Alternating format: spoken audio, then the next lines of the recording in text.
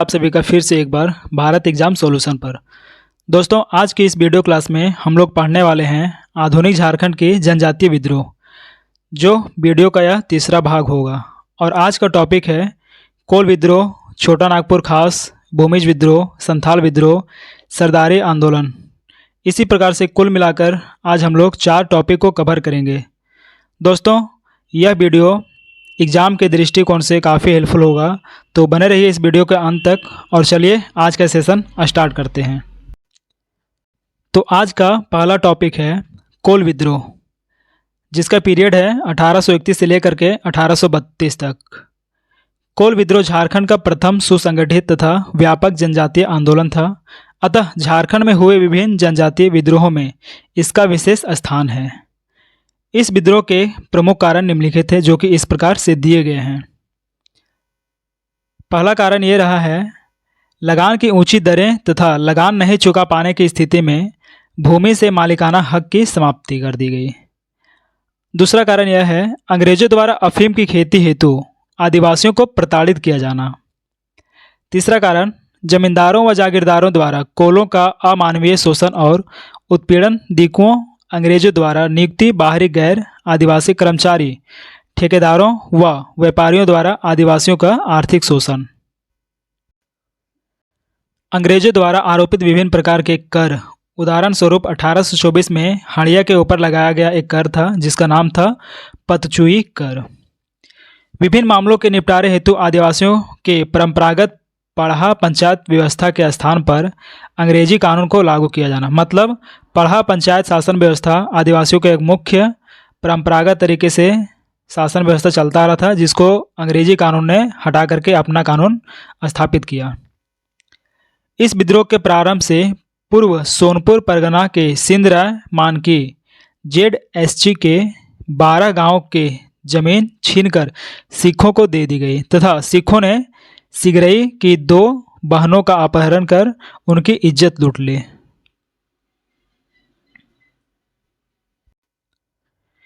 इसी प्रकार सिमुम के बदगांव में जफर अली नामक मुसलमान ने सुरगा मुंडा की पत्नी का अपहरण कर उसकी इज्जत लूट ली। सुरगा मुंडा की पत्नी का अपहरण करके उसकी इज्जत लूट ली। इन घटनाओं के परिणाम स्वरूप सिंधराय मानकी व सुरगा मुंडा के नेतृत्व में 700 आदिवासियों ने उन गांवों पर हमला कर दिया जो सिंधराय से छीन लिए गए थे। इस हमले की योजना बनाते हेतु तमाड़ के लंका गांव में एक सभा का आयोजन किया गया था, जिसकी व्यवस्था बदगांव के बिंदराय मानकी ने की थी। किस जगह के? तो बदगांव के बिंदराय मानकी द्वारा। इस हमले के दौरान विद्रोहियों ने जफर अली के गांव पर हमला कर दिया तथा जफर अली व उसके 10 आदमियों को मार डाला। यह विद्रोह 1831 में प्रारंभ होने की अत्यंत तीव्रता से छोटा नागपुर खास, पलामू, सिंहभूम एवं मानभूम क्षेत्र तक प्रसारित हो गया। छोटा नागपुर खास, पलामू, सिंहभूम एवं मानभूम क्षेत्र तक प्रसारित हो गया। कोल विद्रोह के विभिन्न क्षेत्रों के प्रमुख नेता व दमनकर्ता। प्रमुख नेता क्षेत्र जैसे में छोटा नागपुर खास, सिंधराय मानकी सोनपुर परगना क्षेत्र के अंतर्गत, बुद्धू भगत सिल्ली के अंतर्गत, बहादुर मुंडा सिंधरी के अंतर्गत, लखीदास कांची के अंतर्गत, मोहन सिंह गोठुल मुंडा, जीत राय मुंडा आदि, ये सभी ने छोटा नागपुर खास में अपना नेतृत्व निभाया। अब आता है पलामू क्षेत्र। तो पलामू क्षेत्र में दुखन शाही, चंवर सिंह, ये सभी बरियातू के आसपास थे। Surjan Singh, lieutenant colonel Hatre, lieutenant marshal Haril Singh व हुक्म सिंह जेरुआ आदि के अंतर्गत शामिल थे। फिर है सिंहभूम सुरगा मुंडा व बिंद्रा मानकी, बदगांव, दसई की मुंडा व कार्तिक सरदार कोचांग, मोहन मानकी, सुइया मुंडा, गोदार पीर, सुगा मुंडा आदि। मानभूम क्षेत्र में इस विद्रोह को मुंडा, हो, चेरो, खरवार आदि जनजातियों का भी यह व्यापक समर्थन प्राप्त था। नेक्स्ट है विभिन्न भूमिज सरदार दमनकर्ता के विल्किंसन इम्पे। दूसरा में है कैप्टन माल्टिव के जॉनसन। तीसरा है कैप्टन हार्सबर्ग, मेजन ब्लैक कॉल आदि। कैप्टन एंड्रूज, लेफ्टिनेंट हैमिल्टन आदि, कर्नल बोवेन, मेजर ब्लैकमैन आदि। और लास्ट है HP रसेल, हार्सवर्ग आदि। हजारीबाग में बड़ी संख्या में अंग्रेज सेना की मौजूदगी के कारण यह क्षेत्र इस विद्रोह से पूर्णतः अछूता रहा। इस विद्रोह के प्रसार हेतु प्रतीक चिन्ह के रूप में तीर का प्रयोग किया गया। इस विद्रोह के प्रमुख नेता बुद्धू भगत सिल्ली निवासी अपने भाई, पुत्र व 150 साथियों के साथ विद्रोह के दौरान मारे गए बुद्धू भगत को कैप्टन इम्पे ने मारा था।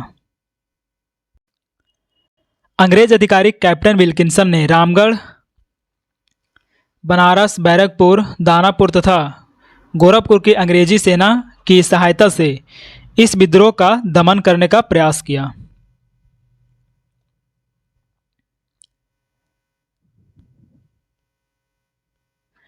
विभिन्न हाथियों व सुविधाओं से लैस अंग्रेजी सेना के विरुद्ध केवल तीर धनुष से लैस विद्रोहियों ने 2 महीने तक डटकर अंग्रेजी सेना का मुकाबला किया। इस विद्रोह को दबाने में पिठोरिया के तत्कालीन राजा जगतपाल सिंह ने अंग्रेजों की मदद की थी, जिसके बदले तत्कालीन गवर्नर जनरल विलियम बेंटिक ने उन्हें 313 रुपये प्रति माह आजीवन पेंशन देने की घोषणा की।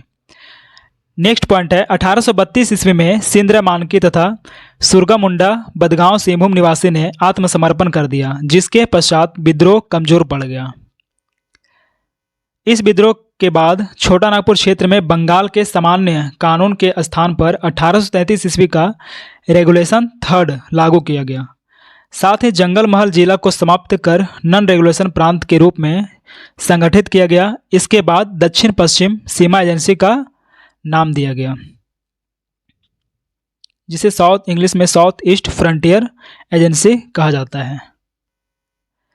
इस क्षेत्र के प्रशासन के संचालन की जिम्मेदारी गवर्नर जनरल के एजेंट के माध्यम से की जाने की व्यवस्था की गई तथा इसका पहला एजेंट थॉमस विल्किंसन को बनाया गया। इस विद्रोह के बाद मुंडा मानकी शासन प्रणाली को भी वित्तीय व न्यायिक अधिकार भी प्रदान किए गए। नेक्स्ट विद्रोह का नाम है भूमिज विद्रोह, जिसका पीरियड है 1832 से लेकर के 1833 ईस्वी। भूमिजों द्वारा जंगल महल के क्षेत्र में लूटपाट करने के कारण उन्हें अंग्रेजों द्वारा चुआड़ कहा जाता था। भूमिजों द्वारा संचालित ढालभूम के इस विद्रोह को गंगा नारायण द्वारा नेतृत्व प्रदान किया गया, अतः इस विद्रोह को गंगा नारायण का हंगामा की संज्ञा दी जाती है। आदिवासियों के अत्यंत लोकप्रिय होने के कारण इस विद्रोह में गंगा नारायण को कोल विद्रोह के नेता बिंद्राय मानकी का भी समर्थन प्राप्त हुआ। 1798 ईस्वी में अंग्रेजों द्वारा उत्तराधिकार के नियमों की अपेक्षा कर गलत तरीके से गंगा गोविंद सिंह को बाड़भूम का राजा नियुक्त किया गया। पूर्व में भी अंग्रेजों ने उत्तराधिकार के नियमों की उपेक्षा करके लक्ष्मण सिंह के स्थान पर रघुनाथ सिंह को राजा नियुक्त किया गया था व लक्ष्मण सिंह को जेल में डाल दिया था, जहां उसकी मृत्यु हो गई थी। नवनियुक्त राजा ने जनता पर विभिन्न अनैतिक कर आरोपित कर दिए, जिससे जनता में राजा के प्रति असंतोष फैलने लगा। इसके अतिरिक्त बाड़भूम के दीवान माधव सिंह राजा गंगा गोविंद सिंह का सौतेला भाई ने चालाकी से अपने चचेरे भाई गंगा नारायण लक्ष्मण सिंह का पुत्र को मिलने वाली जागीर बंद करवा दी। गंगा नारायण ने अपनी जागीर प्राप्ति हेतु कंपनी शासन से बार बार आग्रह किया, जिसकी हर बार अनदेखी की गई। इस प्रकार विद्रोह का प्रमुख कारण उत्तराधिकार के नियमों की अनदेखी, जनता पर अनैतिक कर दिकुओं द्वारा जनता का शोषण व गंगा नारायण के साथ हुआ अत्याचार था एक मुख्य कारण। गंगा नारायण ने बदला लेने के उद्देश्य से भूमिजों को सुसंगठित किया तथा दीवान माधव सिंह की 26 अप्रैल 1832 ईस्वी को हत्या कर दी, जिसके परिणाम स्वरूप भूमिज विद्रोह का आगाज हो गया। इसके बाद गंगा नारायण ने घटवालों की एक बड़ी सेना के साथ संपूर्ण राज्य पर कब्जा करने के उद्देश्य से बाड़भूम पर चढ़ाई कर दी। इस अभियान में सूरा नायक, बोली महतो, गर्दी सरदार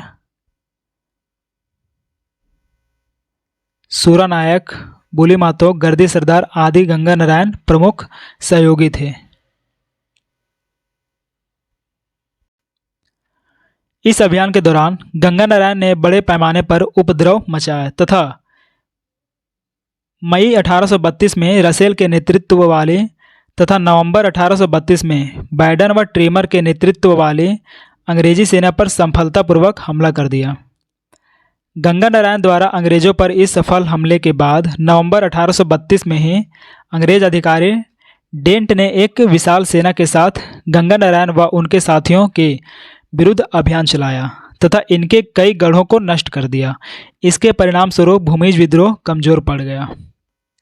नेक्स्ट पॉइंट है, गंगा नारायण अपने समर्थकों के साथ सिंहभूम चला गया तथा कोल लड़ाकों के साथ मिलकर उसने खरसावां के ठाकुर चेतन सिंह के राज्य पर धावा बोल दिया।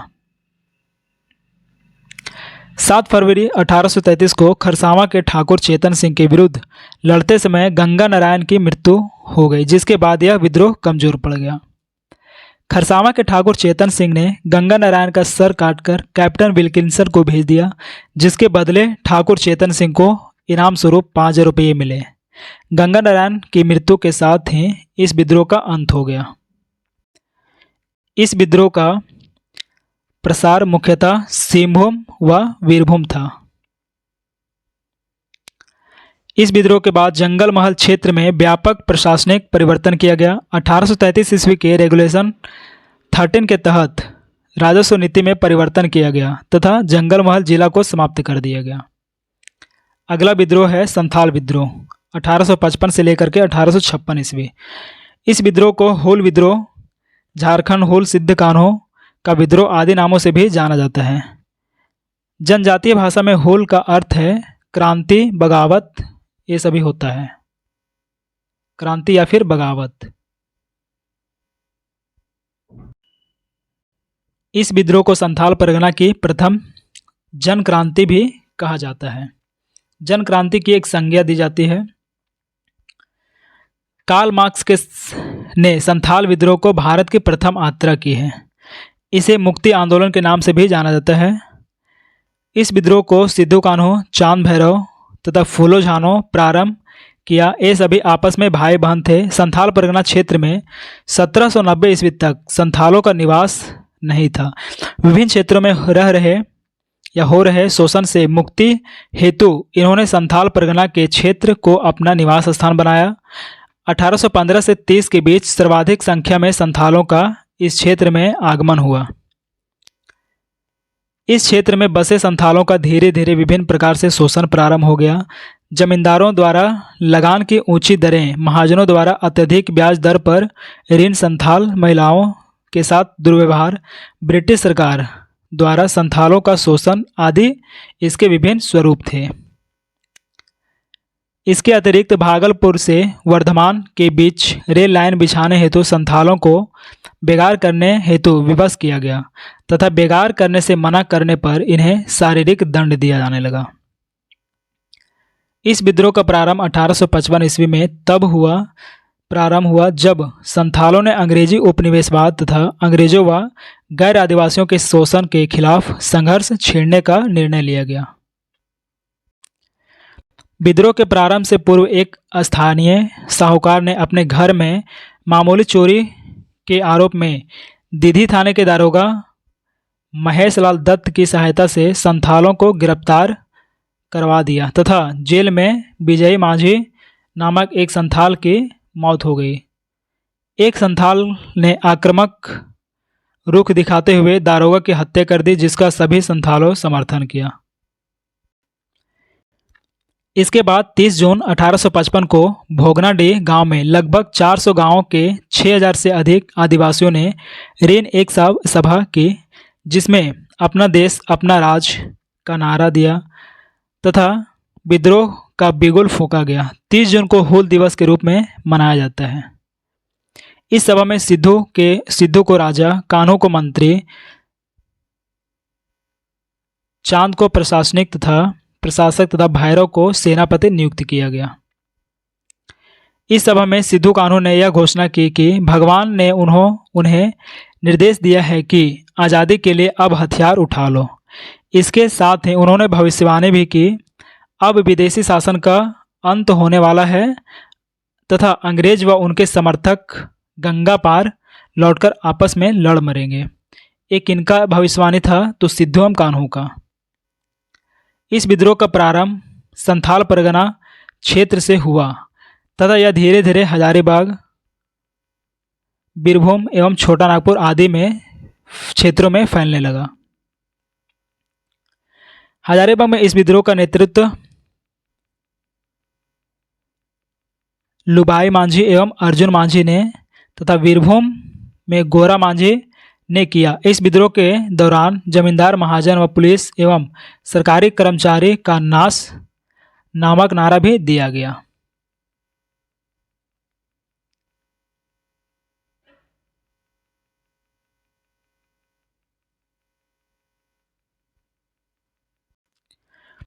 इस विद्रोह का दमन करने हेतु 7 जुलाई 1855 को जनरल लायड के नेतृत्व में सेना की एक टुकड़ी भेजी गई, परंतु सेना का मेजर 12 संथालों के साथ युद्ध में पराजित हो गया। 16-17 सितंबर 1855 को सुंदरा व रामा मांझी तथा मुचिया कोमना जेला के नेतृत्व में लगभग 3000 विद्रोहियों ने कई थानों व गांवों पर कब्जा कर लिया। करहिया थाने के दरोगा प्रताप नारायण सिंह की हत्या कर दी गई। इसके बाद ब्रिटिश सरकार ने 13 नवंबर 1855 को उपद्रव वाले इलाकों में मार्शल लॉ लागू कर दिया तथा विद्रोही नेता को पकड़ने पर 10,000 रुपये का इनाम घोषित कर दिया गया। अंग्रेजों ने इस विद्रोह को दबाने हेतु क्रूरतापूर्ण कदम उठाया तथा दिसंबर 1855 में सिद्धू मुर्मू को गिरफ्तार कर लिया गया। भागलपुर न्यायालय में उस मुकदमा चलाने के बाद 5 दिसंबर 1855 को फांसी की सजा दे दी गई। इसके बाद चांद भैरव को बड़ौत में अंग्रेजों ने गोली मार दी। फरवरी 1856 ईस्वी में कान्हू भी पकड़ा गया तथा उसे 23 फरवरी 1856 को अपने ही भोगनाडीह गांव के ठाकुरबाड़ी परिसर में फांसी पर लटका दिया गया। इस विद्रोह को दबाने में अंग्रेज अधिकारी कैप्टन अलेक्जेंडर, लेफ्टिनेंट थॉमसन एवं लेफ्टिनेंट रीड ने महत्वपूर्ण भूमिका निभाई।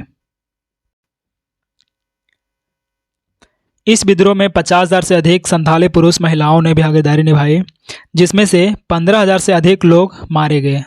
इस विद्रोह का प्रसार संथाल परगना के अलावा हजारीबाग नेतृत्वकर्ता जुबाई मांझी व अर्जुन मांझी, बीरभूम में नेतृत्वकर्ता गोरा मांझी क्षेत्र में भी फैले थे।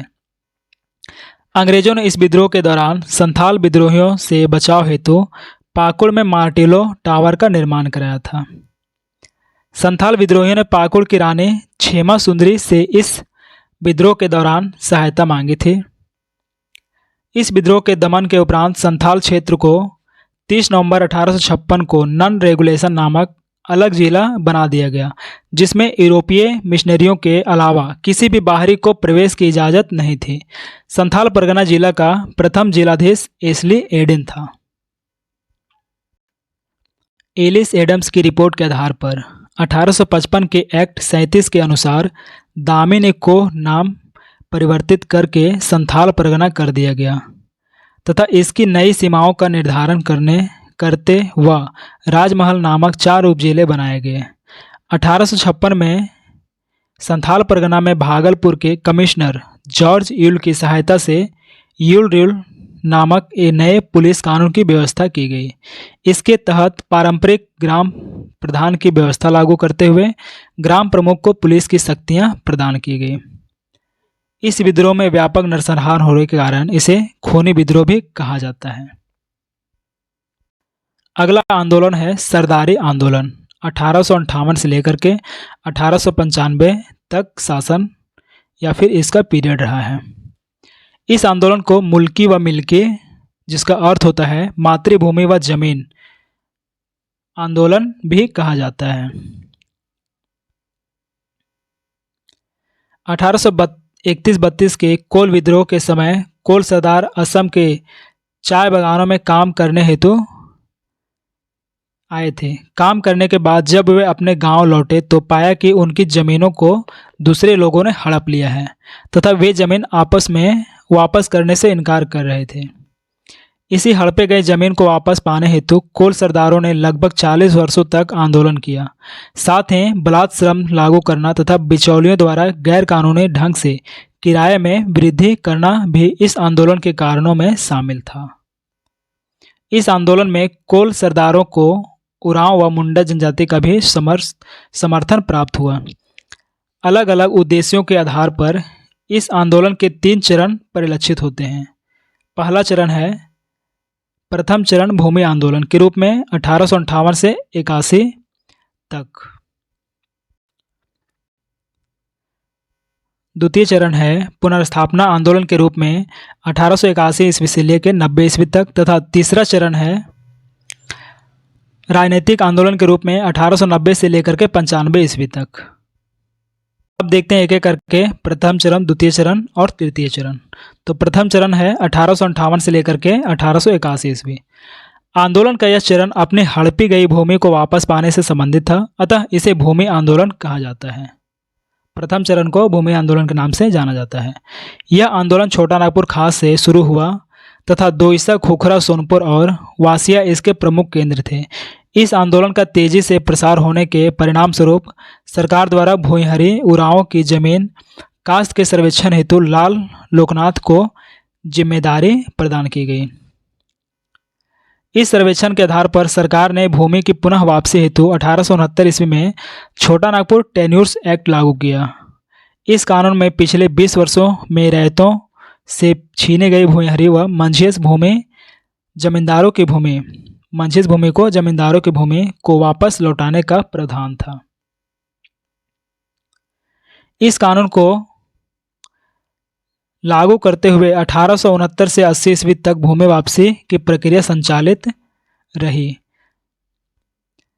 जिससे कई गांव के रैयतों को अपनी जमीनें वापस मिल गईं, परंतु राजहंस राजाओं की जमीन, कोड़कर सदानों की जमीन, खुटकट्टी मुंडाओं की जमीन की बंदोबस्ती का प्रावधान इस कानून में नहीं होने के कारण सरदारी लोग पूर्णतः संतुष्ट नहीं हो सके। द्वितीय चरण 1881 से लेकर 90 ईस्वी तक। आंदोलन के इस चरण का मूल उद्देश्य अपने पारंपरिक मूल्यों को भी फिर से स्थापित करना था, अतः इसे पुनर्स्थापना आंदोलन कहा जाता है। तृतीय चरण 1890 से 95 ईस्वी तक। इस चरण में आंदोलन का स्वरूप राजनीतिक हो गया। आदिवासियों ने अपनी हड़पी गई जमीनें वापस पाने हेतु विभिन्न ईसाई मिशनरियों, वकीलों आदि से बार बार सहायता मांगी, परंतु सहायता के नाम पर इन्हें हर बार झूठा आश्वासन दिया गया। परिणामतः आदिवासी इनसे चिढ़ने लगे। ब्रिटिश शासन द्वारा दीकुओं व जमींदारों का साथ देने के कारण आदिवासियों का अंग्रेजी सरकार पर भी भरोसा नहीं रहा। परिणामतः आदिवासियों ने 1892 ईस्वी में मिशनरियों व ठेकेदारों को मारने का निर्णय लिया, परंतु मजबूत नेतृत्व के अभाव में वे इस कार्य में सफल नहीं हो सके। बाद में बिरसा मुंडा का सफल नेतृत्व की चर्चा होने के बाद सरदारी आंदोलन का विलय बिरसा आंदोलन में हो गया। दोस्तों, आज का वीडियो यहीं समाप्त होता है। उम्मीद करता हूँ यह वीडियो आपको पसंद आया होगा। यदि आप इस चैनल पर नए हैं और वीडियो को पहली बार देख रहे हैं तो वीडियो को लाइक कर दें, चैनल को सब्सक्राइब कर दें और अपने दोस्तों के साथ शेयर कर दें। धन्यवाद। जय हिंद। मिलते हैं नेक्स्ट वीडियो में।